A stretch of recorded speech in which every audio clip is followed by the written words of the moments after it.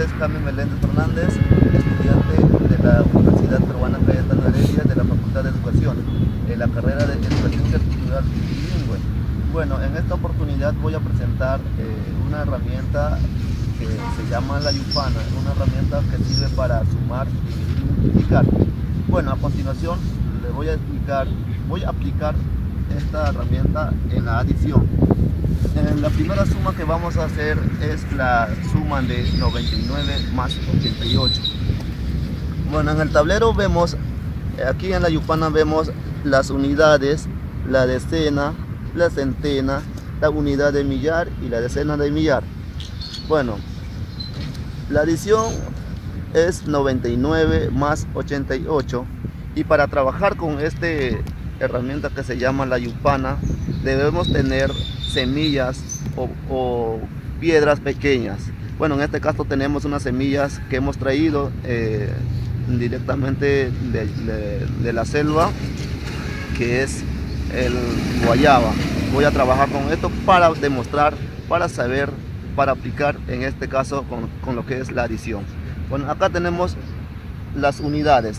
Como arriba tiene que ser 99, lo ponemos 9 unidades de semillitas. 2, 3, 4, 5, 6, 7, 8, 9. En la decena también se va las 9 semillas, porque es 99.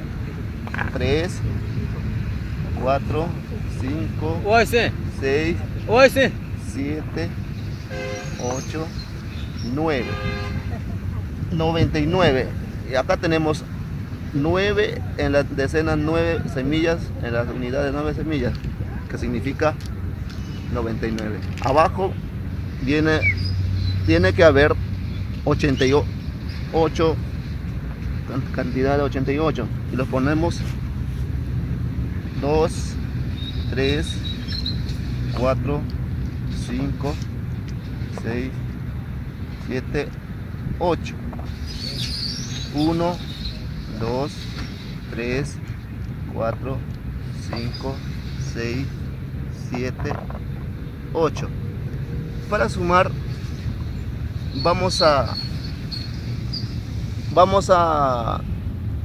sumar de la siguiente manera. Como es 88 más 99 o 99 más 88, tienes que completar acá con 2 semillas que va a bajar de estas 2 unidades.